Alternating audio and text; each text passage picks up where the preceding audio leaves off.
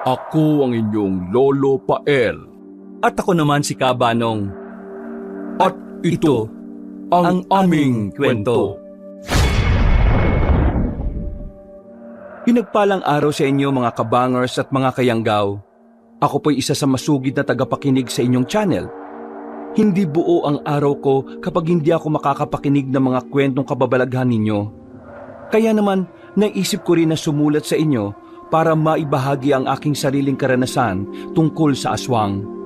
Isa akong dating imbalsamador sa Antique at kilala sa pagiging duwag, pero pinilit kong lumaban sa dilim, sa halimaw at sa aking sariling takot. Ako po si Karding, Kabanong, mga kabangers at mga kayanggaw. Ito ang aking kwento.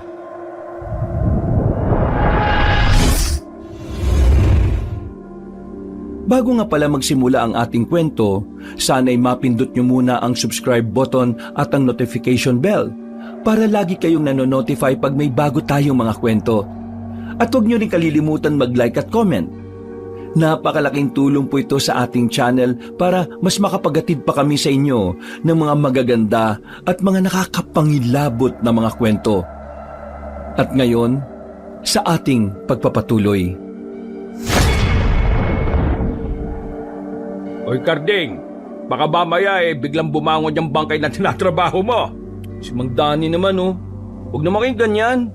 Alam nyo namang ayoko sa mga biro nyong ganyan Paano? Duwag ka kasi.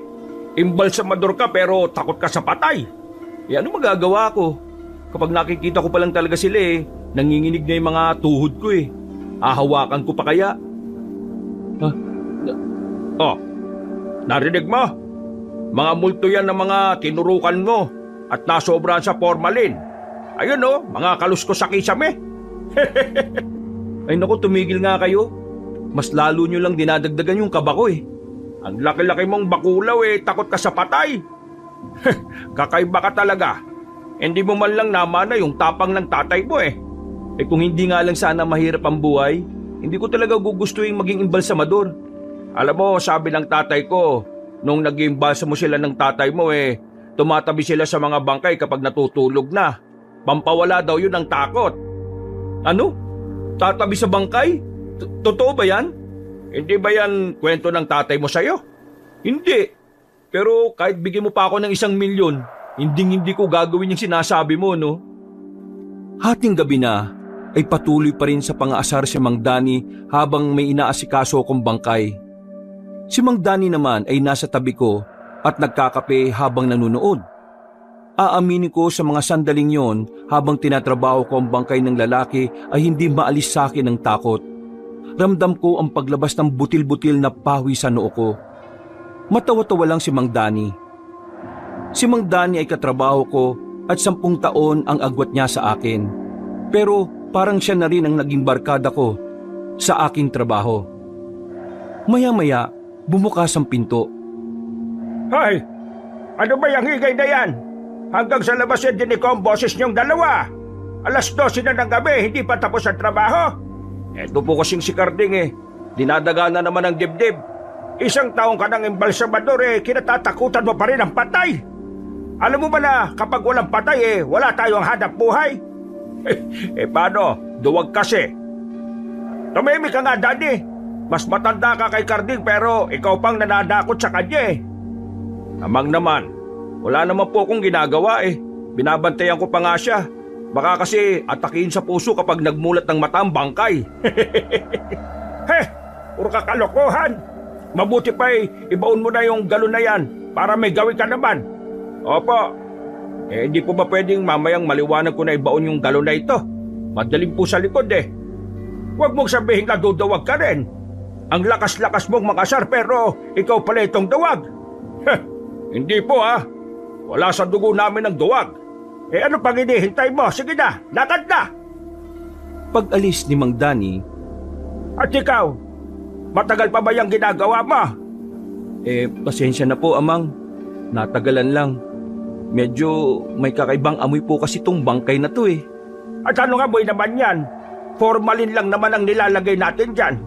Kung hindi po ako nagkakamali, parang amoy asupre. Asupre? Huwag mong ipagsabihan kahit kanino ha. Sa lumang alamat ng baryo, yan ang amoy ng mga nilalang na nagpapalit ng balat. Ayan na naman po kayo, Amang eh. Puro alamat. Wala na pong aswang sa panahon natin ngayon. Hindi ko sinasabing maniwala kayo, pero yan ang totoo. Mas nauna akong mabuhay sa inyo dito sa mundo kaya naabutan ko ang pakikipagtunggali ng lola ko sa mga aswang at nilalang ng dilim. Ibig pong sabihin, posibleng may aswang dito sa baryo? O di kaya dito sa punerarya? Alam mo ikaw, tinatakot mo lang ang sarili mo eh. Diyan na nga kayo ni Amang. At muli na ngang umalis si Mang Dani pagkatapos kunin ang bakal na pala. Amang, totoo ba talaga yung sinabi nyo? Basta huwag ka munang magkukwento kahit kanino.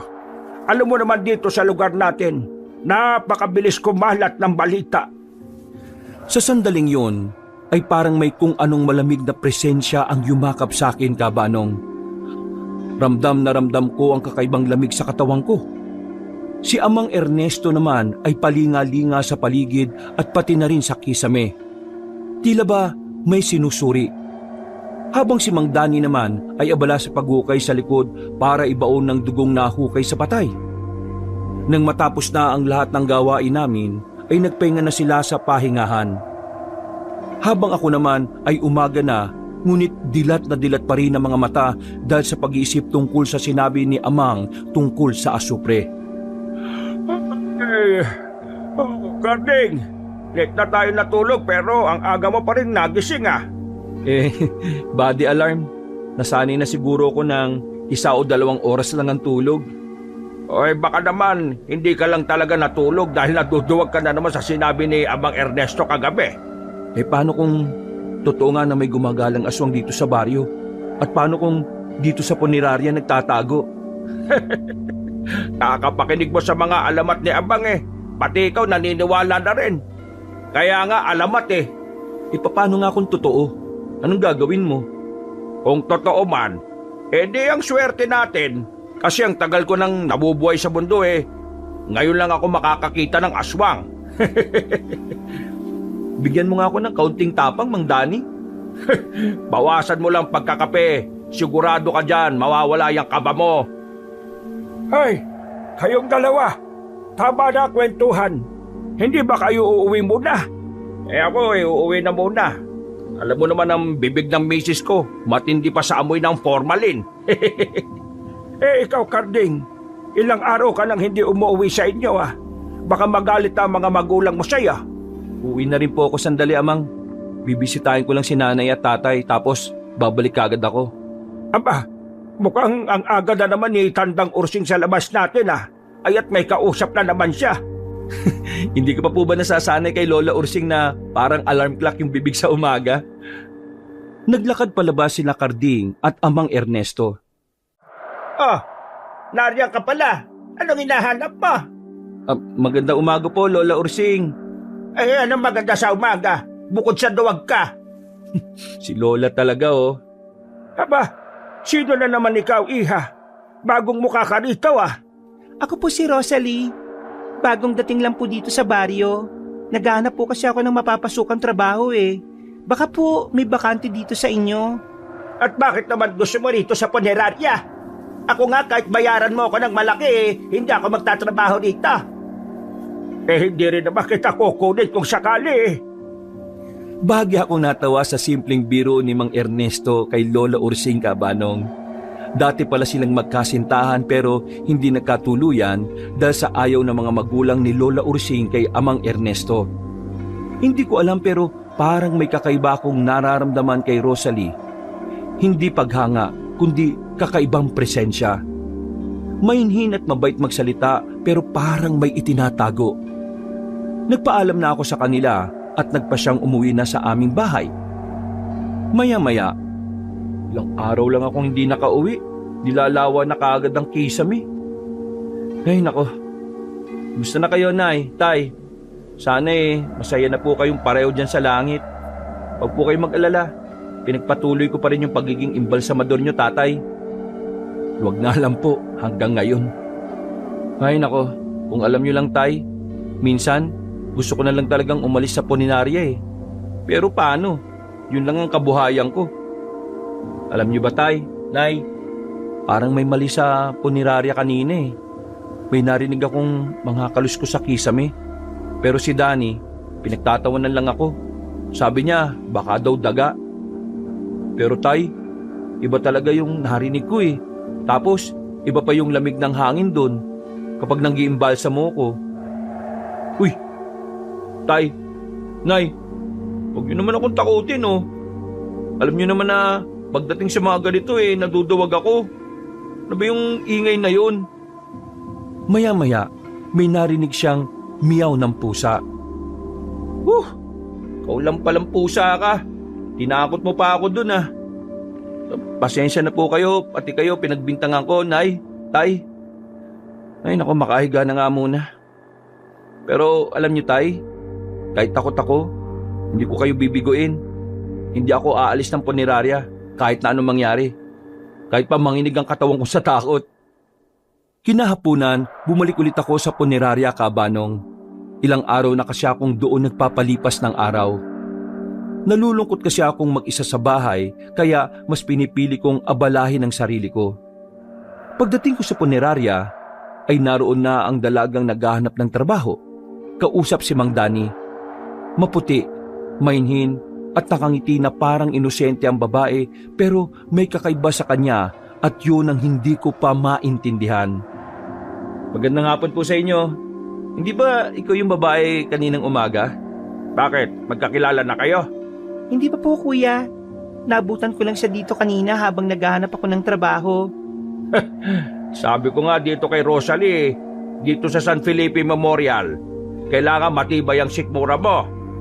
Etong si Carding, yan ang duwag naming imbalsamador eh. Kahit daga, kinatatakutan. At least, totoo ko sa sarili ko, naduwag talaga ako. Ah, kayo po pala si Carding. Ako po si Rosalie, bagong tagalinis dito. Si Amang Ernesto po ang nag-utos na ayusin ko muna yung mga gamit sa opisina. Oo, ako nga si Carding. Pasensya ka na kung magulo pa dito ah. Medyo busy kasi kami ni Mang Danny, kaya hindi namin maayos ang ibang parte ng punerarya. Yang si Carding, mabait yan, pero laging kabado. Kahit daga, pinapatay ng formalin dahil sa takot. Ganun po ba?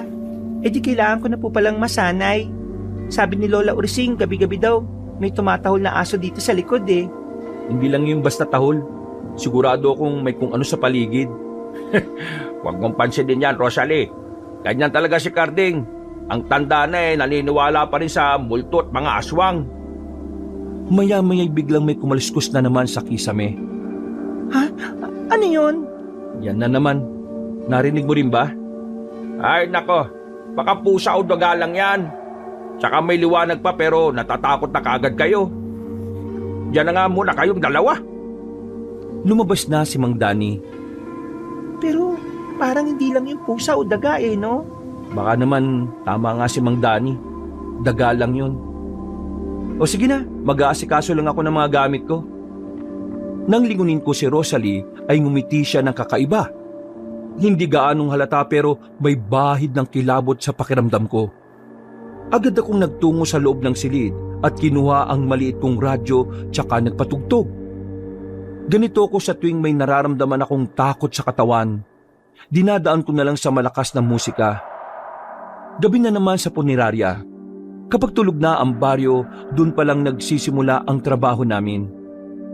Maya-maya eh, may dadali ng mga pulis ditong bangkay ng buntis. At ikaw ang gagawa nun, ha, Daddy? Opo, Mang. Ihanda ko lang po yung mga gagamitin ko sa loob. Pwede po ba akong manood sa loob mamaya, Amang Ernesto? Eh, kung matibay ang sikmura mo eh, bakit hindi? Basta magsuot ka lang ng mask para hindi mo maamoy yung tapag ng formalin. Naku, salamat po, Amang. First time ko lang po makakita ng nag-iimbalsa mo. Di ka man natatakot sa kanila? Hindi. Parang mas tumatapang ako kapag nakikita ko sila eh. Pagkatapos noon ay lumabas na si Rosalie. Ano sa tingin mo sa bago nating tagalinis, ha, Carding? Ano pong ibig niyong sabihin, Amang? Wala. Kalimutan mo na. Papasok na muna ako sa opisina at may aayusin pa akong mga permit. Sa totoo lang po, May kakaiba po kay Rosalie, Amang. Anong kakaiba yun, Karding? Sa kabila ng inosente niyang muka, parang may malalim na itinatago eh. Tsaka, hindi ko po alam kung normal lang yung nararamdaman ko pero nakakakilabot yung mga ngiti niya. Nananalaytay talaga ang ugat ng lolo isko mo sa'yo. Sige na, papasok na ako. Tulungan mo na si Danny sa loob. Alam kong may ibig ipahiwatig si Amang sa kanyang simpleng tanong tungkol kay Rosalie. Kilalang albularyo si Amang sa kabilang baryo noon. Kasama ng aking lolo Isko, kaya alam ko na may kakaiba rin siyang nararamdaman tungkol sa bago naming katiwala. Maya-maya lang ay dumating na ang bangkay na hinihintay namin. Dala-dala ng service ng mga pulis ang katawan ng isang buntis. Nakakaawa ito, buntis pa. Kaya nga eh, saka parang ang lamig ng katawan niya. Mas malamig kaysa sa karaniwan. Ay nako, naduduwag ka na naman, Karding ha. Kitang-kita dyan sa mukha mo eh. Basta, may kakaiba sa kanya. Nasan nga pala si Rosalie? Sabi niya manonood siya. Ewan ko, kanina nasa harapan lang siya nagwawalis eh. Ha? Ano yung kumaliskos? Mang Danny, naririnig mo ba yon? Huwag kang paranoid, daga lang yan. Maya-maya'y may bumagsak na kapiraso ng kahoy. Hindi yan daga, Mang Danny. Parang mabigat eh. Parang... At may narinig nga silang dahang-dahang naglakad. Diyos ko! Kitang-kita ko sa kapirasong nakaangat na plywood ang isang nilalang na may maitim na balat. Parang tao pero baluktot ang kanyang anyo at mula sa dilim ay kitang-kita ko ang mapupulang mata ng nilalang. Mas kinabahan pa ako nang biglang lumabas ang mahabang dila. Habang dahang-dahang gumagapang. Halos hindi ako makasigaw sa mga oras na yon, Kabanong. Napatulon ako sa inaapakan kong bangko dahil sa takot. Mang Danny! Mang Danny, may tao sa kisame! Bigla na lang bumagsak ang bote. Hoy! Ano ba yan, Karding? Puro kakalokohan eh. Nabasag tuloy itong formalin. Nakita ko talaga eh. May dila. Mahaba. Parang ahas. Nag-hallucinate ka na naman. Linisin mo nga yan bago pa tayo painumin ng formalin ni Amang Ernesto. Ay, naku ka talaga oh. Totoo yung sinasabi ko. May nilalang talaga sa kisame. Ay bahala ka. Lalabas muna ako. Ikaw na muna magbantay sa bangkay ha. Linisin mo na kagad yan. Putik tong kadugang kong ito oh. Sayang tuloy tong formalin. Ang mahal pa naman ito. Maya-maya, nakarinig siya ng mahinang kaluskos sa paligid. Ha? Sino yan? Mang Danny, ikaw ba yan? Ha? Ako po ito, Sir Karding. Pasensya na po. Naglilinis lang ako ng paligid. Pumasok lang ako kasi sabi ni Kuya Danny may natapon daw na formalin. Ha? Oo. Nasagi ko kanina eh. Pasensya na, akala ko kung sino gumagalaw dyan eh. Wala naman pong masamang gumalaw dito. Pero minsan, may mga bagay na hindi natin dapat tingnan at titigan na matagal. Ha? Anong ibig mo sabihin? Wala po. Sabi lang ni Amang Ernesto kapag may amoy asupre sa hangin, dapat magdasal daw muna bago tumingin sa paligid. Ngumiti ito ng makahulugan at muli ko na namang naramdaman ang kilabot sa kanya. Umalis siya buhat ang timba matapos kami maglinis ng sahig. Naiwan akong nagtataka at nag-iisip. Hindi ko kasi alam kung anong ibig niyang sabihin. Para bang may alam din siya sa mga naririnig at nakikita ko na kung ano sa kisame. Kaya mula ng gabing yun, para bang may malamig na presensyang nakasunod sa bawat galaw ko. Kinaumagahan, ay, umaga na pala. Di ko na malayan, nakatulog din pala ako. Ay, teka, mukhang dito na natulog si Mang Danny ah. Bukas ang pinto, pero wala si Mang Danny. Ha? Dugo ba ito? At nasaan ang bangkay? Mang Danny? Amang Ernesto? Ay, ano ba, Karding? Ang aga-aga mo naman atang mag-ingay ah. Natutulog pa yung tao eh. Yung bangkay, Mang Danny, yung buntis na babae, wala na sa higaan niya. Baka naman kinuha na ng pamilya niya kagabi. Tanungin natin si Amang Ernesto. Rosalie, may nakita ka bang bangkay dito? Wala po. Hindi ko po ginalaw yung bangkay dyan. Pagkatapos kitang tulungan kagabi, natulog na rin ako. Ano bang nangyayari rito? Bakit ang igay-igay nyo na naman? Amang, nawawala po yung bangkay ng buntis sa lagayan niya. Ano? Ano nangyari yon? Ngayon palang umaga kukunin ng kaanak niya yung bangkay.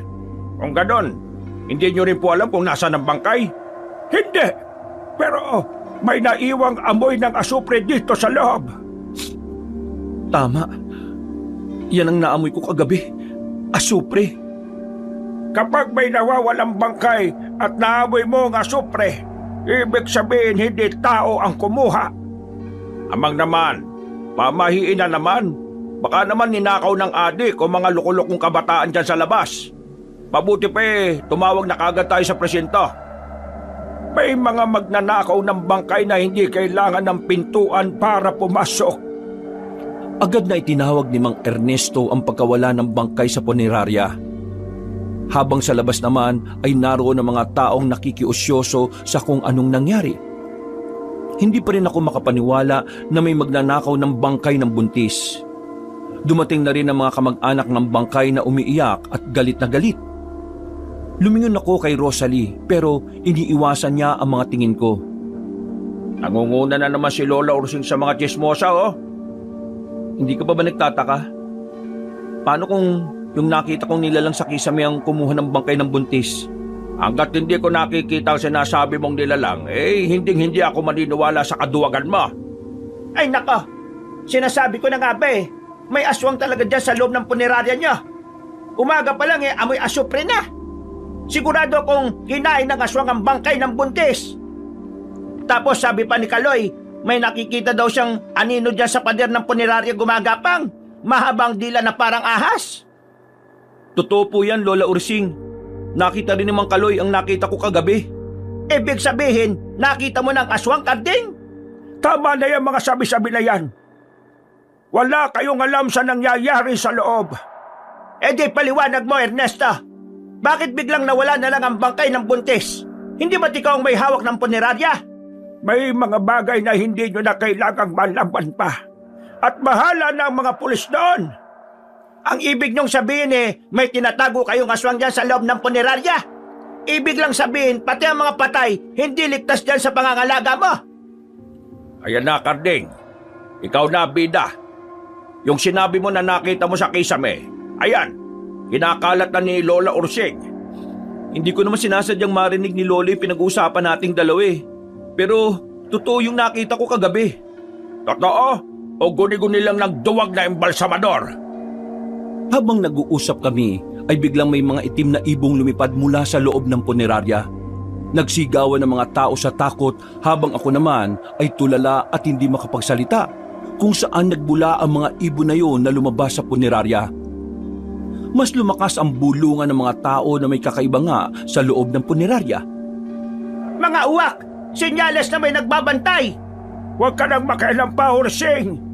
Mas mabuti pang manahimik ka na lang at hayaan mo na sa mga kapulisan ang investigasyon. Teka, nasan nga pala si Rosalie? Baka nasa loob. Alam mo naman yun sa sobrang tahimik parang hindi interesado sa paligid. Mabuti pa umalis na kayo sa punerarya na ito. Pakiusap, itigil nyo na ang chismis tungkol sa kung anong aswang ang sinasabi nyo na inaalagaan dito sa loob. Karding, ilak mo lahat ng pinto. Simula ngayon wala mo nang lalapit sa punerarya hanggat hindi ko sinasabi. Hindi rin po ba muna tayo tatanggap ng bangkay? Tatanggap, pero kailangan nating siguraduhin ligtas sa mga bangkay na dinadala rito. Wala na po mga tao sa labas. Wala na. Sa ka ba nang galing, ha? Nandito lang po ako sa loob at nakikinig sa usapan niyo sa labas. Natatakot kasi ako sa kanila At ano naman katatakutan mo sa kanila? Huwag mo sabihin na duwag ka rin kagaya ni Karding. Hindi naman. Pero baka isipin nila na bago lang ako sa baryo at ako ang pagbintangan nila. Anong iniisip mo dyan? Baka magpaalam na lang po ako, Amang. Hahanap na lang po ako ng ibang trabaho. Aalis ka? Sino na mag-iimbalsa mo? Dalawa lang kayo ni Kuya Danny dito. Huwag mong sabihin na naniniwala ka kay Lola Ursing na may nakatagong aswang dito sa punerarya. Hindi pa natin nasisigurado kung aswang nga ang kumuha sa bangkay. Huwag kayong mag-alala. At may mga paraan para hindi ka malapitan ng aswang o ano pa mang linalang. At ano naman po yun, Amang? Ako na ang bahala doon. Basta tandaan nyo na hindi na ako papayag na may mawala pa ulit na bangkay sa puneraryang ito. Paano po kung hindi gumana yung sinasabi niyo pong pangontra? Magtiwala lang kayo. Sige na, pwede na muna kayong umuwi. Narito naman kami ni Rosalie. Kami na muna ang bahala rito. Oo nga po. Tsaka kung makita ko man yung aswang na yan, lagot talaga yan sa akin. Yan, dapat ganyan katapang. Hindi kagaya ng isa dyan, duwag sa patay, pati ba naman sa aswang? Matamlay ang araw na yon. Naglalakad ako pauwi bitbit ang aking lumang bag. Nakadikit pa rin sa ilong ko ang amoy ng formalin. Gusto ko na lang maligo at matulog para makalimutan ko ang nangyari. Gustuhin ko mang umalis na lang sa punerarya, ay nagtitiwala pa rin ako kay Amang na may magagawa pa siyang pangontra kung sakaling aswang nga ang nasa punerarya. Pero bago pa man ako makatawid sa kanto, ay hinarang na ako ni Lola Ursing. Ay, Tading, sandali nga. Magsabi ka nga sa akin ng totoo anong nangyari sa bangkay ng buntis kagabi. Bakit nawala? Hindi ko po alam eh. Basta paggising na lang ho namin lahat eh, wala na sa lagayan ng bangkay at amoy asupre na sa loob. Alam mo, simula nang pumasok ka dyan sa punerarya, sari-sari ng kababalagan ang meron na sa baryo. Si Lola naman, parang sinabi niyo naman na may kinalaman ako sa mga nangyayaring yun. Una sa lahat, duwag nga ako sa mga patay eh. Aswang pa kaya? Narinig ko sa mga pulis kanina na ikaw ang huling lumabas ng silid ng mga bangkay. Ibig sabihin kasalanan mo pala. Ako nga po pero... Aba, yan na nga Baka naman ikaw ang nagpapakain sa mga aswang na mga patay. Hindi mo lang sinasabi. Lola Ursing, respeto naman po. Hindi ko gagawin yan. Hindi ako masamang tao. Pero tandaan mo, maliit lang ang baryo natin kaya walang lihim na hindi nabubunyag. Minsan, mismong mga bangkay ang nagtuturo kung sino ang may sala. Sige po, mauna na po ako Lola Ursing. Tsaka, trabaho ko po ang pag-iimbalsa mo. Pero hindi ko kasalanan na mawala ang bangkay. Yan ang nga bang sinasabi ko Ramdam kong may tinatago ka, Cardane. Kapag may aswang nga sa punerarya at nanggugulo sa baryo, tandaan mo, ikaw ang unang tatanungin namin. Lalo kung pinagpawisan sa sinabi ni Lola Ursing Cabanong. Gusto kong sabihin sa kanila na may nilalang talaga akong nakita sa loob ng punerarya, pero baka ako ang pagbitangan nilang nagtatago ng halimaw na yon. Nagmadali na akong umuwi, bit-bit ang matinding kaba at pagdududa. Ganda umaga po, Nay, Tay. Ayun na naman ho, may kakaibang pangyayari na naman sa punerarya kanina. Sabi niyo bang ay nawawalang bangkay? Yung buntis na babae kagabi, hindi ko alam kung saan napunta. Pero sigurado kung may kinalaman yung nilalang na nakita ko kagabi. Ay, ang nakakainis pa, walang naniniwala sa nakita ko. At pinagtatawanan pa ako ni Mang Dani. Sana nga makita niya para maniwala siya. Hindi man lang kasi ako nabahagi na ng tapang. Lalo na si Lolo Isko. Pasensya na po kayo at bihira akong umuwi dito sa bahay. Nalulungkot lang kasi ako Kasi wala na kayo. Maya-maya, may narinig siyang mahinang katok sa pinto. Sino yan? Ako ito, si Amang Ernesto. Oh, Amang, ano pong ginagawa niyo rito? Gusto kitang makausap. Tungkol po saan? Sa nawawalang bangkay po ba? Naniniwala rin po ba kayo kay Lola Ursing na ako daw ang may alam sa pagkawala? Tungkol sa punerarya. Ano pong tungkol doon? Totoo po bang may aswang sa punerarya? Matagal na ang punerarya. Bago pa man ako naging tagapamahala, marami na ang bangkay na dumaan. Pero hindi lahat ordinaryo. Ano pong ibig niyong sabihin? Matagal nang may sumpa ang punerarya, Cardane. Hindi ko na sana sasabihin pero mukhang bumabalik na naman ang mga kaluluwang hindi mapalagay. Sumpa? Anong klaseng sumpa, Amang? Ang mga aswang na balban. Kinukuha nila ang mga bangkay at pinapalitan ng puno ng saging. At ano naman po ang gagawin nila sa bangkay eh? Wala na yung dugo. Kinakain nila yon para manatili ang pagiging bata ng kanilang itsura. Nanlamig ang katawang ko sa narinig ko kay Mang Ernesto Cabanong. Sa mga sandaling yon, ay napatunayan ko na hindi lang imahinasyon ang nakita ko sa itaas ng kisame at malaki ang posibilidad na ito na ang balbal na sinasabi ni Amang. Kung buhay lang sana ang tatay mo, ay baka hindi na muli pang nakapanggulo ang mga balbal na yon. At ano naman pong kinalaman ni tatay sa mga balbal? Isang simpleng imbalsamador lang naman po siya. Hindi lang basta imbalsamador ang tatay mo, Ardi. Isang magaling na manunugis ng aswang ang tatay mo. Ho? Si tatay? Manunugis ng aswang? Oo. At ang tatay mo ang nagtanggol noon sa aming baryo. Gamit niya ang mga kemikal ng imbalsamo at ang langis na pinatibay ng dasal ng mga albularyo. Kung totoo po yan, bakit hindi ko alam? Bakit hindi niya sinabi? Dahil ayaw kanyang masangkot. Ayaw niyang maranasan mo ang takot na naranasan nila ng nanay mo. Pero ang sumpa hindi natatapos, Karding. At kapag nagbalik na nga sila, ay kakailanganin namin ng dugong manunugis mo. Ako po?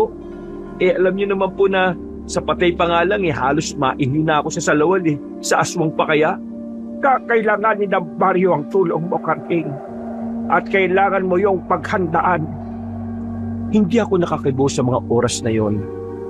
Ang isang duwag na imbalsamador na katulad ko ay magiging manunugis ng aswang at magpapatigil sa sumpa. Nagpaalam na si Mang Ernesto habang ako naman ay hindi pa rin makapaniwala sa mga nalaman ko. Bigla kong naalala ang kakaibang katangian ko na may malakas na mararamdaman sa paligid. Maaring isa nga yun sa katangian ng isang manunugis ng aswang. Magandang hapon po. Ano pong ginagawa niyo dito? Natatakot lang kami sa kung anong meron sa loob ng punerarya ninyo. Ano naman ba ito, Ursing? Pwede ba'y patahimikin nyo ng punerarya namin sa kakachismis? Hanggat hindi nakikita ang bangkay ng buntis, mananatili sa isip namin ang takot na baka nga may aswang sa loob kayong itinatago. At ano pong gagawin nyo kung sakaling may aswang nga sa loob? Kung ganun totoo nga, ang mabuti mong gawin, Iha, umalis ka na dyan at baka mapahama ka pa. Siyempre, joke lang po yun, Lola. Mga bangkay nga lang po ang meron sa loob at walang aswang. Kaya mabuti pa, magsiuwian na kayo. Tinatakot nyo lang ang mga sarili ninyo sa aswang-aswang na yan. Ang sabi ni Lola Ursing may nakita ro na anino sa bubong kagabi at aswang daw. Ano-ano kasing nakikita mo kaya ayan, umalat tuloy. Hindi ko alam kung paniniwalaan ko yun, Mang Danny. Pero nakakakilabot talaga yung pagkawala ng bangkay. Hindi naman pwedeng basta maglaho lang yun, di ba? Baka naman talaga may nagbiro lang o inakaw ng mga siraulong kung sino dyan. Aswang agad? Shush! Mga tao nga naman kaunting kwento lang, may pakagandang mga bangkay. Pero hindi biro nakita ko kagabi. At hindi ko rin ipipilit sa yung nakita ko. Yan ka na naman, Karding Lagi ka na lang may nakikita. Duwag ka kasi. Kaya kung ano-ano naiisip mo. Duwag na kong duwag. Pero hindi ako bulag. Yung bangkay ng buntis, nawala matapos ko makita yung nilalang kagabi. Hindi ba nakakapagtaka yun? Hanggat hindi ako ang nakakakita, hindi talaga ako maniniwala. Baka may dahilan kung bakit nangyayari ito. Baka hindi lang basta pagkawala. Baka may gustong iparating ang kaluluwa ng buntis. Kaluluwa? Nako, wag mo nang dagdagan ng multo, Rosalie. Baka pati punerarya natin takbuhan ng kliyente. Hindi mo naintindihan, Mang Danny. Minsan ang mga patay bumabalik, hindi para manakot, kundi para may tapusin na hindi nila nagawa ng buhay pa sila. Basta, hindi ako naniniwala sa mga multo at aswang-aswang na yan. Kalokohan lang ang mga yan. Ay nako, yan na nga kayo. Nang hapong yon, ay kumilos kami na parang walang nangyari. Abala si Mang Danny sa pag-aayos ng mga gamit sa pag-imbalsamo at si Rosalie naman ay sa paglilinis ng mga cabinet at sahig. Si Amang naman ay hindi pa rin lumalabas sa kanyang opisina. Pero sa bawat sandaling lumipas ay nakakaramdam ako ng kakaiba sa paligid. Grabang electric pa natin. Hindi naman.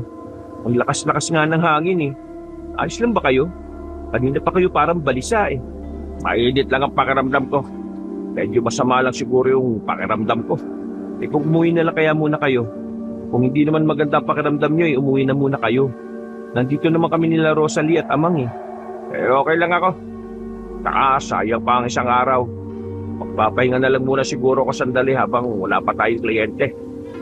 Mas mabuti pa nga ho. Gigisingin ko na lang kayo kapag may kliyente na tayo. Kasi ba't niya si Rosalie? Bakit bigla-bigla na lang yung nawawala? Captain. Nag-iisa ka yata. Nasaan si Danny? Nasa kabilang silid po, Amang. Medyo sumama yung pakiramdam eh.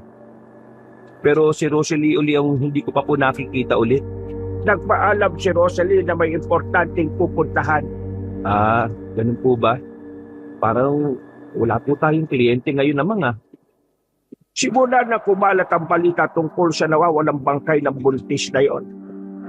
Ayon, sa bayan na pumupunta ang ibang namatayan. Doon na sila sa bayan nagpupunta. Pero sigurado po ba talaga kayo, Amang? Nabalbal ang kumuha ng bangkay? Oo. Pero hindi ko pa talaga masasabi na balbal nga. Kaya ang mabuti nating gawin ay magbantay. Dahil ang mga balbal kapag nagutom at walang nakuhang patay, buhay naman ang punta niya. Amang naman, nanakot na naman kayo eh. Tapos iiwan mo kami rito. Ba naman to? Isang duwag pang kagaya ko yung naiwan sa puneraryang ito. Hindi nga si Mang Danny, tulog naman. Tahimik lang ang paligid. Tanging tiktak lang ng lumang orasan sa dingding ang maririnig. At ang kalampag ng electric fan. Nagpa siya kung lumabas muna ng punerarya bago lumanghap ng hangin. Madilim ang paligid at wala na masyado mga tao ang nasa lansangan. Marahil dahil sa kumakalat na chismis na may aswang sa punerarya. Anak ako ng manunugis ng aswang. Pero sa patay nga, duwag ako. Paano ko harapin ang mga aswang gaya ng sinasabi ni Amang Ernesto na ako ang susunod na manunugis? Ay, nako. Ano kumalabog? Mang Danny? Captain! May naririnig ka ba? Yun na naman yung tunog na naririnig ko. Dati pa. Yung kalis ko sa kisame. Ano kaya yon? Parang tulog ng kuko ah. Nang magbiro ng ganyan, alam niyo naman na pagdating sa mga ganyan eh, nangangatog ang mga tuhod ko. Ano yung bumagsak na bote? Paano nangyari yon? Maya-maya, may biglang tumalon ng pagkalakas-lakas. Halimaw! Captain! Tulungan mo ako! Aswang! Ano gagawin ko? Darling! Inihagis ko ang bote ng formalin sa aswang para mabitiwan ang pagkakahawak kay Mang Danny. Pero sinunggaban ng nilalang ang dibdib ni Mang Danny. At sa loob ng ilang segundo, narinig ko ang pagpunit ng kanyang laman. Kitang-kita ko kung papaano kinain ng balbal ang katawan ni Mang Danny habang nakatingin sa akin. Hindi ko makakalimutan ng tingin na yun ng mga mata niya na dilat pa. Parang inaanyayahan ako ng aswang na ako na ang susunod sa kinahinatnan ni Mang Danny. Sa halip na labanan ng balbal ay mabilis akong tumakbo palabas ng punerarya. Kinabukasan, Captain! Buksan mo ang pinto! Kausapin mo ako! Amang! Ayan ang mamamatay tao! Amang! Ano pong ibig sabihin nito? Bakit may mga pulis? Huwag kang mag-alala. Alam ko na hindi ikaw ang pumatay kay Mang Danny. Sumama ka na sa kanila para makapagbigay ka ng panig mo sa mga pulis. Pero hindi po ako pumatay kay Mang Danny, Amang. May nakita kami ni Mang Danny na nilalang kagabi. Siya ang pumatay kay Mang Danny. Nakita ko si Carding na tumatakbo kagabi. Sigurado kong may kinalaman siya sa pagpatay kay Mang Danny. Hindi ako pumatay. May nilalang kagabi. May halimaw sa kisame. Siya ang pumatay kay Mang Danny. Hindi namin alam paano mo nagawa yun sa kasamahan mo. Baka nga totoong may aswang sa punerarya at ikaw mismo ang nagpapakain ng patay sa aswang kapalit ng pera. Amang, alam mo na hindi ko kayang gawin yun sa mga kasamahan ko, lalo na kay Mang Dani. Kahit palagi niya akong binubuli. Alam ko at naniniwala ako.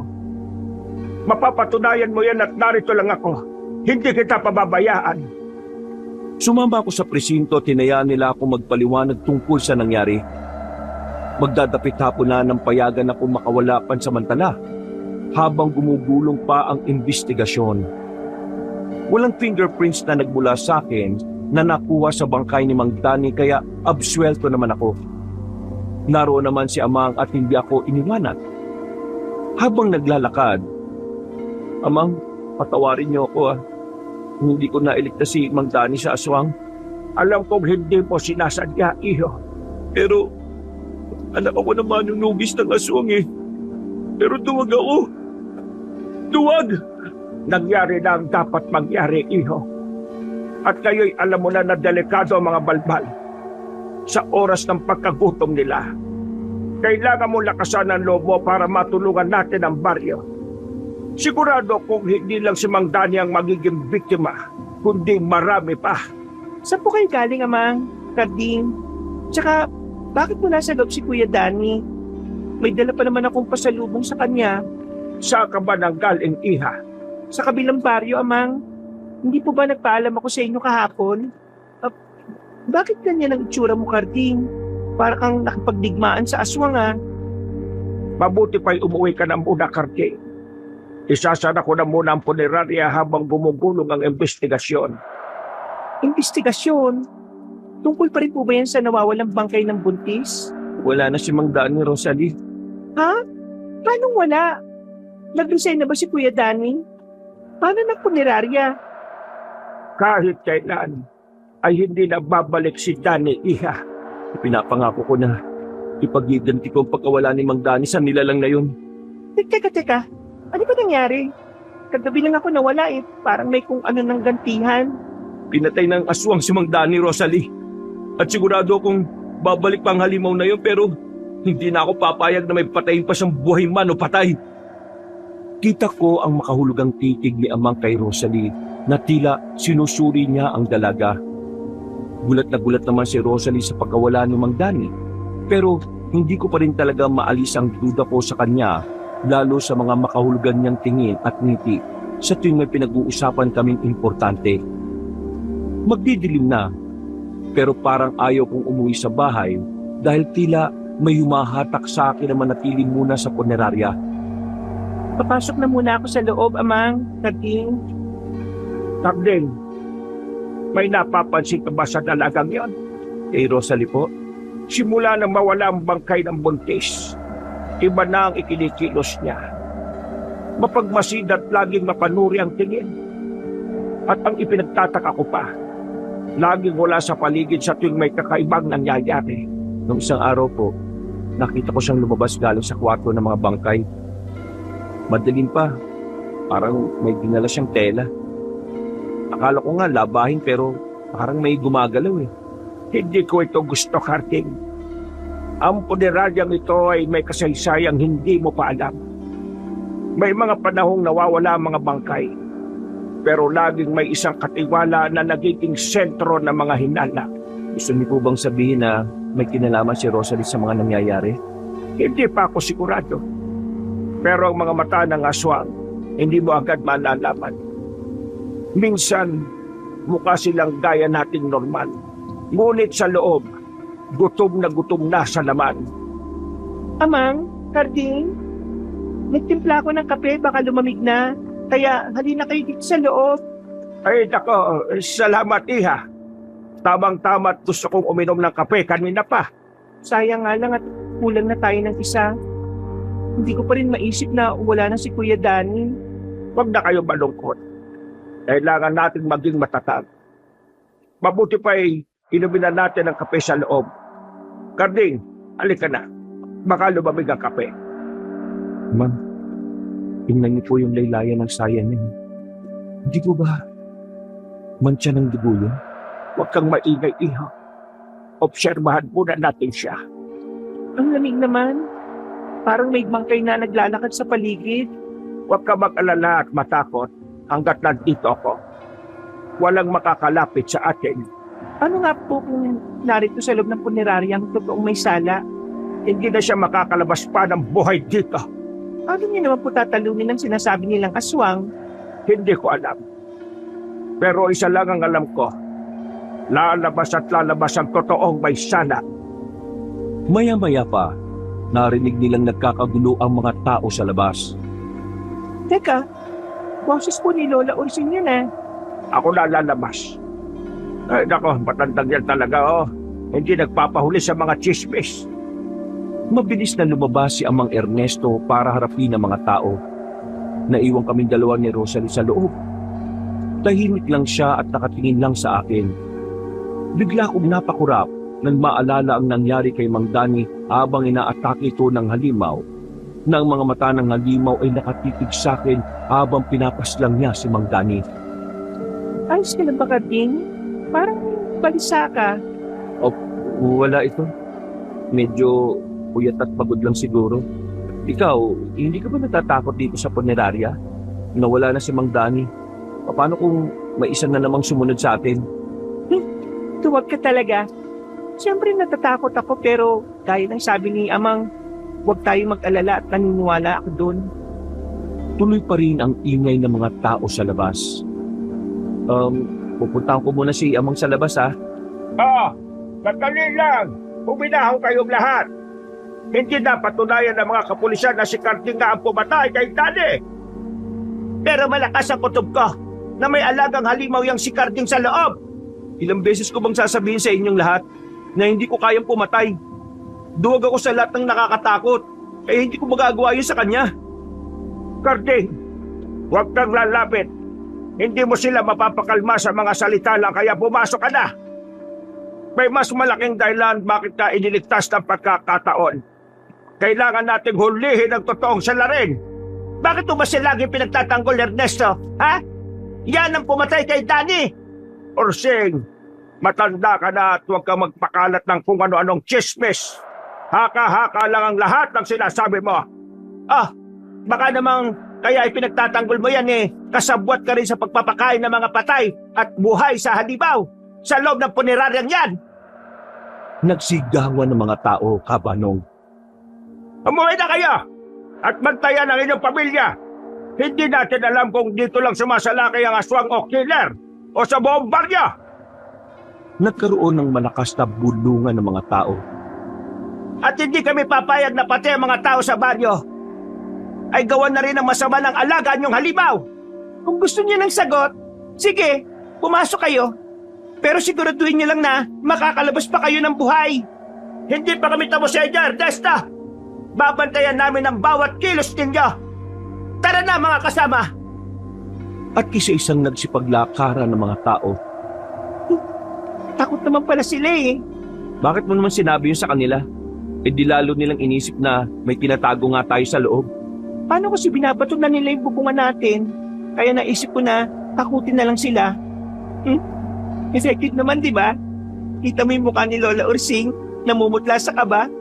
Mabuti pa'y pumasok na tayo at baka bumalik pa sila at hindi na bubunga ng paulanan nila ng bato. Nung gabing yun, Kabanong ay galit na umalis sa mga tao sa harapan ng punerarya. Hindi ko din alam kung alin ang dapat kong katakutan, kung ang mga tao ba o si Rosalie na parang maitinatago. Hindi ako dalawin ng antok dahil sa naiisip ko pa rin ang nangyari kay Mang Danny kung paano siya pinatay ng balbal at wala kong magawa para iligtas yun. Kinabukasan, kanina ka pa ba dyan? Mararating ko lang din. Binilang ko kayo ng lugaw ni Amang. Kainin niyo na habang mainit pa. Salamat Rosalie. Narinig ko mga tao sa labas at ikaw pa rin ang topic nila kahit saan. Ewan ko ba sa mga tao kung bakit ikaw ang pinagbibintangan nila? Darating din ang araw. Malalaman ng mga tao na hindi ako ang may gawa ng lahat. Kung malalaman at makikita lang sana nila na sa mga araw na may ginadalang bangkay dito halos mga tugna ang tuhod mo. Siya nga pala. Ilang linggo na tayo magkasama sa trabaho pero hindi man lang tayo nakapagkwentuhan no? palagi kasi kayong busy ni Kuya Danny. Tapos si Amang Ernesto naman, lagi nasa opisina niya. Sayang nga lang at wala na si Kuya Danny. Hindi man lang ako nakapagpasalamat sa kanya. Darating din ang araw na mabibigyan din natin ng hustisya ang pagkamatay niya. Pero ano ba talaga nangyari? Bakit sabi ng mga tao, lalo na si Lola Ursing, pinakain sa aswang si Kuya Danny? Hindi ko alam kung maniniwala ka rin ba sa akin. Pero aswang talaga yung kumain kay Mang Danny. Kitang-kita ng dalawang mata ko. Pero wala akong nagawa kundi tumakbo. Ikaw ba talaga, Karding? Aswang ang pumatay sa kanya? Baka naman dahil lang sa kaduwagan mo kaya akala mo aswang. Hindi ako pwede magkamali. Aswang talaga yung dumali kay Mang Danny. Pero alam mo bang naniniwala ako sa mga aswang? Ang mga magulang ko, pinaghihinalaan na pinatay rin ng mga aswang sa gubat sa kabilang baryo. Totoo ba yan?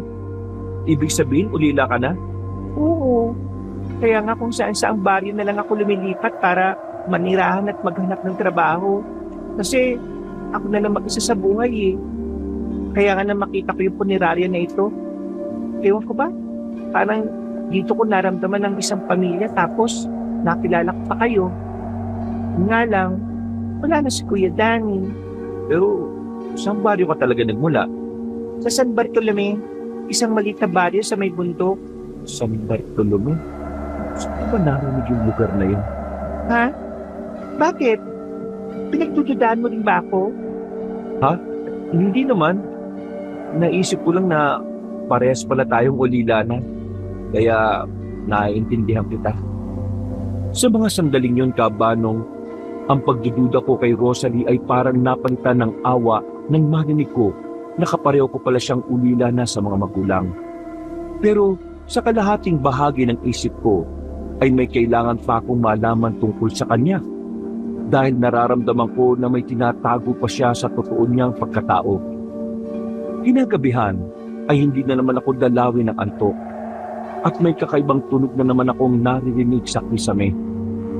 Maya-maya biglang may nahulog na bote. Ha? Amang? Rosalie? Kayo ba yan? Sino yan? Amang? May tumunog na naman na bote. Ha? Ano yun? Parang nasusunog na goma. Hindi to amoy ng formalin. Maya-maya'y bumukas ang pinto. Puting, ano ginagawa mo dito? Wala. May nahulog kasing bote eh. Hindi rin kasi ako makatulog kaya nag-ayos na lang ako ng gamit. Ikaw, bakit gising ka pa? Iinom sana ako ng tubig kaso narinig ko may nahulog kaya pumasok ako dito. Amoy formalin ng side natin ah. Ako na lang ang maglilinis mo. Magpahinga ka na. Hindi ako na. Trabaho ko naman to eh. Alam mo ba na kapag gising na gising ka sa gabi, mas marami kang makikita na hindi dapat nakikita? Alam ko na may ibig sabihin si Rosalie sa mga salita niyang yon, Kabanong. Nakaramdam ako ng kakaibang kilabot nang sumilay ang kakaibang ngiti sa labi niya. Matagal, mabagal at nakakatakot. Hindi ko alam kung anong nilalang ang dapat naming katakutan pero isa lang ang sigurado ako. Nababalot ng kababalaghan ang aming punerarya. Ay, Diyos ko po! Ay, tumahimik ka, Karding. Ako lang ito. Amang Ernesto naman eh. Tinakot niyo ako dun ah. Bakit po? Halika rito. Bilisan mo. Baka marinig niya tayo. Po? Ano po bang nangyari? Akala ko ba'y natutulog na kayo? Hindi ako makatulog. Nararamdaman mo rin ba? Yung kakaibang lamig sa paligid at yung kakaibang amoy. Opo. At amoy asupre yun. Kanina nga po eh, may narinig ako sa kwarto ng mga bangkay na nahulog na bote ng formalin. Tapos si Rosalie, biglang dumating. Parang alam niya kung nasaan ako. Ay, nako. Patagal lang may sumpa ang puneraryang ito. Pero ngayon lang ako muling nakaramdam ng ganitong kaba. At kailangan kong sabihin ang totoo sa iyo. Po? Totoo? Ano pong sinasabi niyo? Ikaw lang ang makakatulong sa nangyayaring ito, pati sa baryo. Ikaw lang, Karding, ang susunod na manunugis ng aswang sa baryong ito. Ang naman eh, ako magiging manunugis? Eh baka makita ko pa lang yung aswang eh, himatay na ako sa takot eh. Huwag kang mag-alala. Tutulungan kita. Etong langis na pangontra. Isuot mo ito palagi simula ngayon. Kahit anong mangyari, huwag mong ipapakita sa kanya ang takot mo. Bigla na lang pumulog at pumiglat ng malakas. Ha? Mukhang uulan pa po ng malakas ah. Lalabas po muna ako. Kailangan kong i-check yung kwarto ng mga patay. Sige. Tandaan mo na kailangan mong maging matapang. Tutulungan ka ng langis na nasa katawan mo. Biglang bumukas at sumara ang pinto. Mukhang tulog na si Rosalie ah. Amoy asupre. Bakit kumukulo yung langis na ito? Ito na ba yung sinasabi ni Amang na hudyat na may ibang nilalang sa paligid? Agad akong nakarinig ng kaluskos sa kisame. Sino yan? Rosalie? Andiyan ka ba? Nakarinig siya ng tulong na parabang may humangasab. Bahagya akong napatras kabanong. Bago ako napatingin sa kisame, ay muli kong nakita ang nilalang na pumatay kay Mang Dani. Maitim, payat at may mahabang daliri at dila. Ang mga mata ay puti at nagliliwanag. Nasa bunganga nito ang isang daga. Buhay pa pero kinakain ng nilalang habang nakabiting sa kisame. Abang! May aswang! Tulungan niyo ako! Biglang kumalabog ang bintana. Sugatan siya! Agad na bumukas ang pinto. Karding! Ano nangyayari? Bakit sumigaw ka? Amang, naroon siya oh! Yung aswang na pumatay kay Mang Dani. Narito siya kanina. Inain niyo yung daga sa kisame tapos nang sumigaw ako, dali-dali siyang tumalon sa bintana. Oo, sige. Pumalma ka muna, Karding. Nasugatan siya, Amang. Ito! Diyos ko, balat yan ang nilalang na hindi dapat nabubuhay sa lupa. Karding, tama ang kutob ko. May sumpa na namang nabuhay sa puneraryang ito. At bakit po dito sa punerarya natin? Dahil hindi lahat ng aswang ay gumagala lang para pumatay. May mga nabubuhay sa lumang kasunduan ng dugo at utang na buhay. At kung nasugatan mo siya, may babalik dito para gumanti. Amang, may iniwan siyang bakas. Dito sa bintana oh. At tingnan mo itong mga patak ng dugo sa sahig. Parang paa ng tao, pero may kuko na parang hayop. Maya-maya'y bumukas pa ang pinto. Karding, Amang Ernesto, ano ba ginagawa niyo dito? May kailangan po ba kayo? Ay, wala naman, iha. May paparting sana na bangkay kaya pinaayos ko kay Karding ang lamesa. Pero nagbago ang isip ng pamilya at sa bayan na lang daw ito dadalhin. Nasa ka kanina? Ha? Nasa silid ko. Bakit? Wala naman. Naitanong ko lang. O sige na, magpahinga ka na. At magpapahinga na rin kami. Nang tumalikod si Rosalie, ay agad kong hinanap kung may dugo o kahit anong mantsa sa damit niya. Pero bigo ako. Nang tuluyan na itong makaalis, ay tsaka ko na lang naisip na bago na ang kanyang suot na damit. Nakita ko rin ang mapanuring mata ni Amang habang sinusundan ng tingin ang dalaga. Naramdaman ko rin ang bahagyang pag-init ng langis na nasa bewang ko. Pumupulupot, umiinit yung langis na ibinigay niyo sa akin, Amang.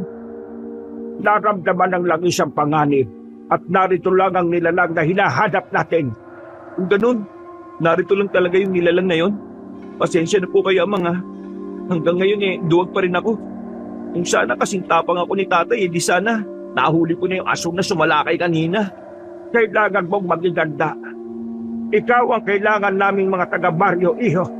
Pero paano ko makakatulong kung duwag ako? Isipin mo ang iniwang kabayanihan ng tatay mo para sa baryo. Alam kong hindi madali, pero kailangan kayanin mo. Ang liwanag ng araw ay bahagya ng pumapasok sa siwang ng mga bintana. Amoy formalin at asupre pa rin sa paligid.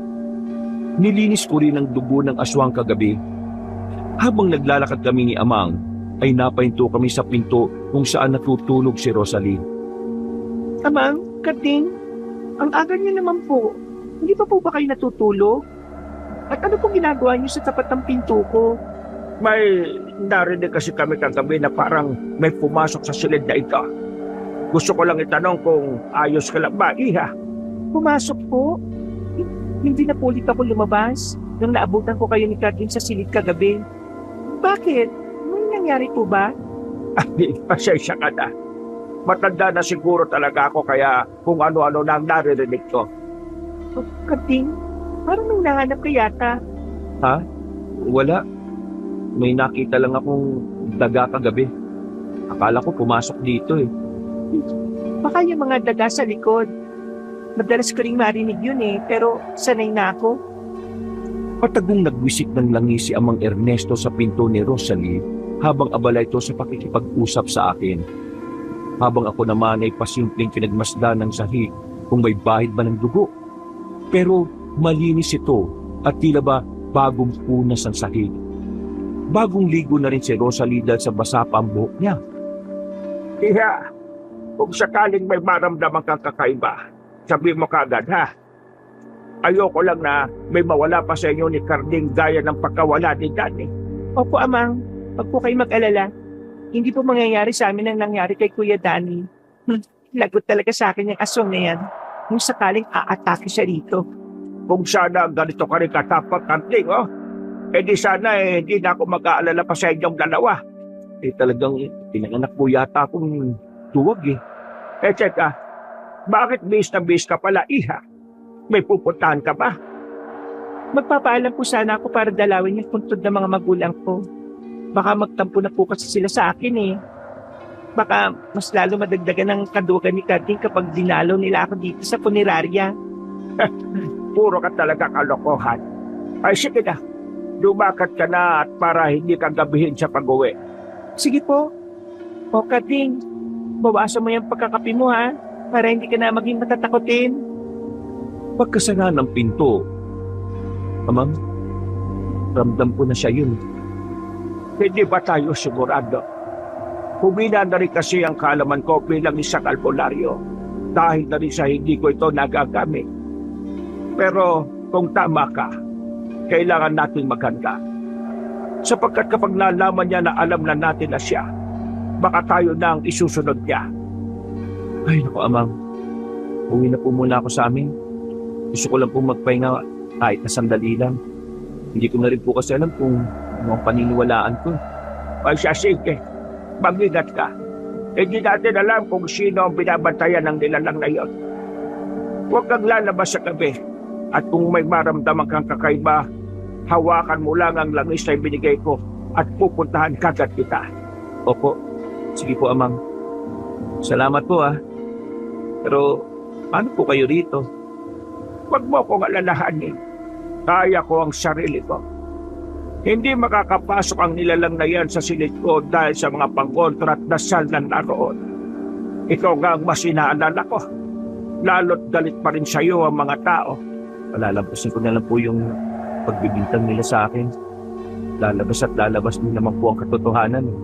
O siya, sige na. Magpahinga ka na. Tanghaling tapat na makauwi ako sa bahay. Agad akong naupo sa kama at sinindihan ang kandila ng litrato ni nanay at tatay. Maya-maya lang ay narinig ko na parang may mga nagsasalitang mga tao. Sumilip ako sa bintana at nakita ko na parating ang mga tao patungo sa bahay ko. Carding, alam namin nariyan ka sa loob. Lumabas ka dyan. Salot ka sa baryo kita. Nay, anong gagawin ko? Tay, tulungan niyo ako. Bigyan niyo ako ng konting tapang man lang. Carding, ilabas mo ang sarili mo bago pa namin sunugin ang bahay mo. Lola Ursing, wala po akong ginagawa masama. Nakikiusap po ako, lubayan niyo na po ako. Sino galing? Ilang beses nang may nakakita sa iyo na gumagala ka sa dilim kasama ang mga bangkay. Hindi po totoo yan. Wala po akong alam. Tama na. Huwag niyong sunugin ang bahay ko. Ito lang ang natitirang alaala ng mga magulang ko. Nay! Tay! Patawarin niyo po ako. Kayo na lang ang maliligtas po. Tayo na. Sandali na lang ay masusunog na ang bahay ng salot na yan. Kung yan ang gusto niyo, sige. Pero isang araw malalaman niyo din ang totoo na inosente ako. Habang naglalakad ako patakas patungo sa punerarya, ay biglang bumuhos ang ulan. Halos hindi ko na makita pa ang daan. Iniisip ko ang aking bahay na naabo dahil sa mga taong mapanghusga sa kasalanang hindi ko namang ginawa. Awang-awa ako sa sarili ko. Pero nakaramdam ako ng galit sa totoong halimaw dahil sa kanya ay nawala ang kaisa-isang kayamanan na iniwan ng aking mga magulang. Hindi ko akalain na hahantong si Ursing sa kanoong desisyon. Hindi makatarungan ang ginawa nila sa iyo. Amang, saan po kayo pupunta? Baka po kayo naman ang mapahamak dahil sa pagtatanggol niyo sa akin. Kakausapin ko matandang yan. Hindi pwedeng hahayaan na lang natin sila. Sinunog nila ang bahay mo at muntik ka pang mamatay. Hintayin mo lang ako dito at babalik ako kagad. Amang, huwag na po. Hayaan na lang natin sila. Hindi. Malilintikan sa akin na matandang yan. Hindi ko na napigilan pa si Amang Ernesto sa desisyon niyang puntahan si Lola Ursing at ang mga taong sumunog ng bahay ko. Malakas na kulog at kidlat pa rin ang maririnig sa labas. Mahina na ang ulan at tinihintay ko ang pagbabalik ni Amang Ernesto. Nakaupo ko sa upuan at nasa tabi ko ang litrato ng aking mga magulang. Pasensya na po kayo ha. Hindi ko man lang nailigtas yung bahay natin. Naku, patay sindi ang ilaw. Huwag naman ngayon. Nasaan na kaya si Amang? Maya-maya'y bumukas ang pinto. Ha? Rosalie! Diyos ko, ano nangyari sa'yo? May sugat ka! Nadulas ako sa daan kaya nasugatan ako. Halika, umupo ka muna rito. Kukuha lang ako ng pamunas. Si Amang Ernesto, nasaan? Pabalik na rin yon. May pinuntahan lang. Habang nasa tabi ako ni Rosalie at nagpupunas siya ng katawan niya, may naamoy akong kakaiba. Hindi amoy formalin at hindi rin amoy dugo, kundi amoy asupre. Mainit sa ilong at matapang na parang may halong amoy ng lupa. Hindi ako nagpahalata kay Rosalie na iba ang nararamdaman ko sa kanya sa mga oras na yon. Rosalie, kanina ka pa ba nasugatan? Kapuntay ko pero ayos lang ako. Huwag mo na akong alalahanin. Ganun ba? Teka, Bakit ka, Ting? Bakit ganyan ang itsura mo? Parang nakakita ka ng multo. Diyos ko, ikaw yung nilalang sa kisame. At ano naman ang sinasabi mo dyan, Karding? Natutuwa ka na naman? Hindi, ikaw si Rosalie. Minsan, kailangan kong kumain para mabuhay. At sa punerarya, Karding, walang nakakaamoy ng dugo tulad ko. Ikaw ang pumatay kay Mang Dani. At ikaw din ang kumuha sa bangkay ng buntis. Ako nga, matagal na ako nagtatago sa puneraryang ito, Karding. Pero bakit pati si Mang Dani? Sana bangkay na lang ang kinuha mo. Hindi ba dapat magpasalamat ka pa sa akin dahil wala nang mga asar sa'yo na duwag ka? Hindi sapat na dahilan yun para patayin mo siya. Huwag ka matakot sa akin, Karding. Kakampi mo ko. Huwag kang lalapit sa akin. Kahit babae ka pa. Huwag kang tatakbo, Karding. Baka ikaw nang sunod kong pagkain. Karding, huwag kang lalabas. Hinahanap nila ako. Tulungan mo akong magtago. Sandali lang, hanggang sa umalis na sila.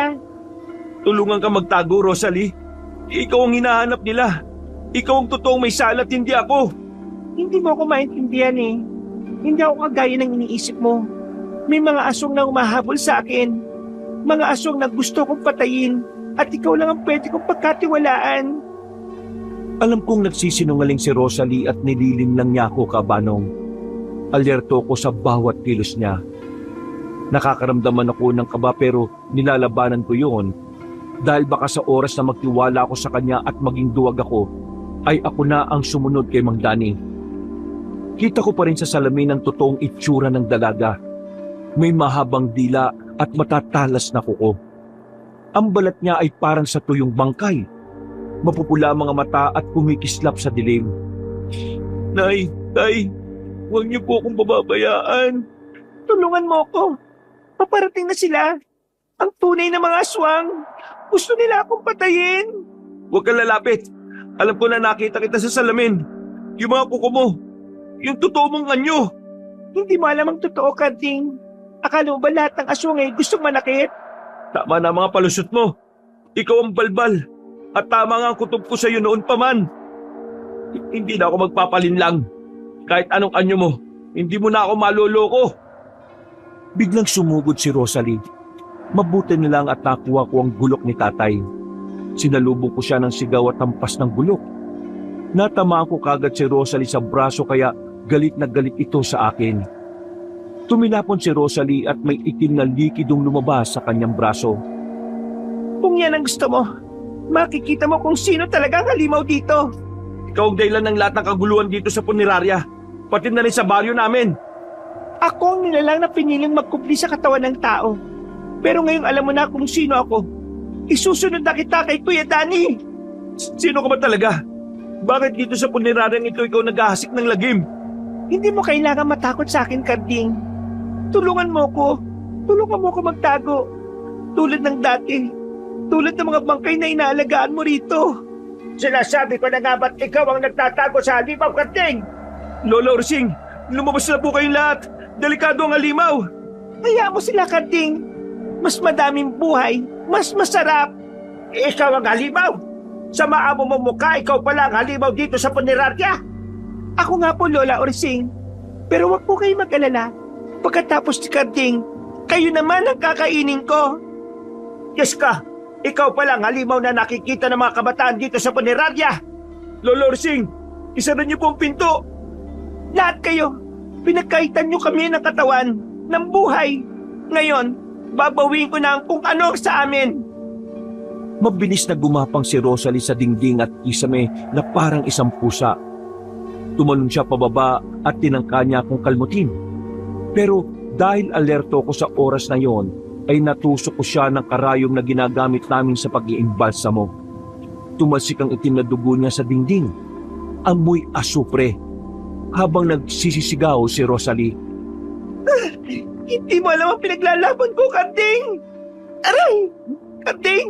Bakit mo ito ginawa sa akin? Hindi ba pamilya tayo dito? Hindi kita pamilya. Halimaw ka. Pinatay mo si Mang Danny. Bitiwan mo ako. Hindi ka magtatagumpay sa kasamaan mo. Itong para sa'yo. Hindi mo ako mapapatay. Tuwag na yung balsamador. Hindi basta-basta namamatay ang anak ng balbal. Muling sumugod si Rosalie sa akin at muntikan ng makagat ang liig ko. Mabuti na lang at mabilis ako nakaiwas at tumampas sa lamesa si Rosalie. Hindi ko na maramdaman ang takot dahil mas malakas ang pagnasa ko na mapatay si Rosalie na anak pala ng isang balbal. Rosalie, itigil mo na kasama mo kita. Ako ang harapin mo. Amang, mag-ingat kayo sa kanya. Hindi lang siya basta-basta aswang. Amang, ayaw ko nang madamay ka pa sa gulong ito. Kaya kung ako sa'yo, umalis ka na. Ang puneraryang ito ay naging taguan ng mga balbal noon. Dito sila nagtago matapos kung patayin ang kasama nila. Ang mga balbal na kumakain ng laman ng bangkay. At ikaw, Rosalie, ikaw ang anak ng isa sa mga balbal na napatay ko noon. At ginamit ka nila para ibalik ang lahi niyo sa baryo. Ibig sabihin, ikaw pumatay sa inay ko? Dahil binalak ng lahi mo sa pamumuno ng iyong ina na ubusin ang aming baryo. At ang tatay ni Karding ang siyang tumapos sa mga natitirang balbal. Ang tatay ni Karding ang sikat na manunugis noon sa baryo natin. Oo, Ursing. Hindi ko alam kung saan mo nakuha ang balita na si Karding ang nagpapakain ng bangkay at mga inosente sa mga balbal. At hindi ka pa nasiyahan. Sinunog mo pa ang bahay niya. Kung ganon, kagagawan niyo ang pagkamatay ng inay ko. Pinagkaitan niyo ko ng buhay na dapat sanay sa akin. Wala akong pinatay na inosente, Rosalie. Mga halimaw kayo kumakain ng bangkay. Magbabayad ka! Amang, takbo! Tumalon si Rosalie at tinangkang dumugin si Amang Ernesto. Mabuti na lang at naitulak ko si Amang. Pero agad rin siyang nakabangon at isinabit ni Amang ang sulo sa braso ni Rosalie, kaya umalingasaw ang amoy ng nasusunog na laman. Sinugod muli ng balbal si Amang at tumilapon ng sulo. Agad kong kinuha ang malaking karayom at sinaksak ko ito sa tagiliran ng aswang. Kung saan nasugatan ko rin siya kanina. Hindi niyo ako mapipigilan. Ang dugo namin balbal ay babalik sa baryong ito. Hindi ka na makakapagtago pa, Rosalie. Nasa dugo mo na ang sumpa. At dito pa lang, tatapusin na namin ang buhay mo. Isang tuwag na manunugis. Anak pala ng bantog na manunugis ng aswang.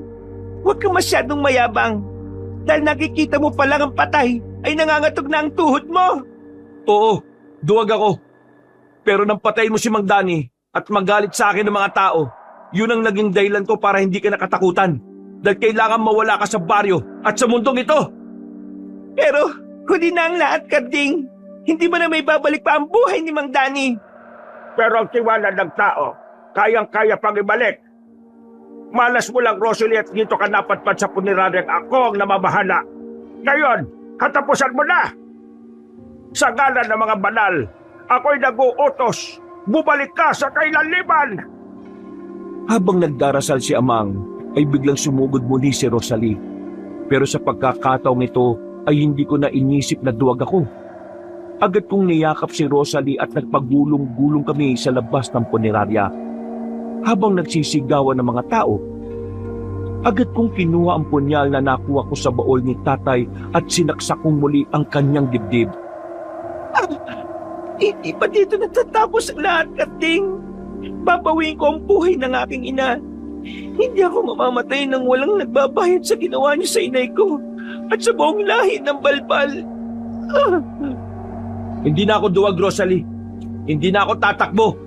Hindi pa yan magagawa sa akin, Karding. Hindi ka katulad ni Amang at ng iyong amang manunugis. Huwag mo akong patayin. Walang puwag sa mundo ang mga katulad mong halimaw, Rosalie. Matagal na kitang sinusubaybayan at alam kong may kakaimasaya. Hindi nga ako nagkamali na isa kang balbal. Magbabayad ka, Amang. Pinawi mo ang buhay ng inay ko, kaya babawiin ko rin ang sayo. Hindi na ako papayag pa na may mawala sa itinuturing kong pamilya. Binuksan ko ang bote ng formalin at pati na rin ang langis na ibinigay ni Amang. Ibinuhos ko ito kay Rosalie bago ko sinindihan. Sumiklab ang apoy. Umalingaw-ngaw ang hiyaw ni Rosalie habang unti-unting nilalamon ng apoy ang kanyang katawan.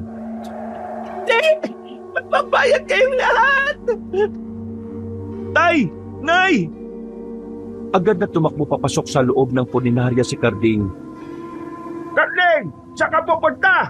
Nasusunog na ang punirarya! Sa loob ng lumalagablab na punerarya, ito na lang alaalang meron ako mula sa inyo. Kaya hindi kayo pwedeng masunog dito. Maya-maya pa ay nakalabas na si Karding. Ayan na! Ayan na si Karding! Isang malakas na pagsabog ang narinig ng mga tao. Ay, Karding! Bakit ka pa ba pumasok sa loob? Ito na lang po ang meron ako, Amang eh. Yung litrato ni Inay at Itay. Hindi ako papayag na maisama sa sunog ang mga alaala nila.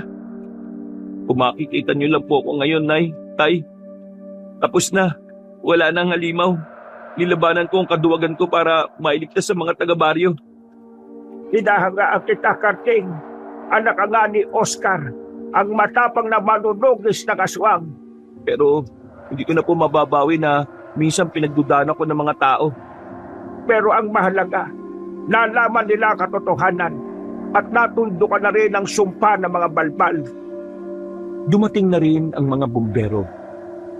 Pero si Rosalie po sa kabila ng lahat, nakita ko ang lungkot sa mga mata niya bago siya mamatay. Parang hindi niya gustong maging halimaw. Marahil totoo yan. Ang ibang nilalang ay ipinanganak ng may kasamaan. Pero may mga tulad ni Rosalie na biktima lang ng dugo at kapalaran. Kung ganun, sana matahimik na siya. Sana tapos na ang lahat.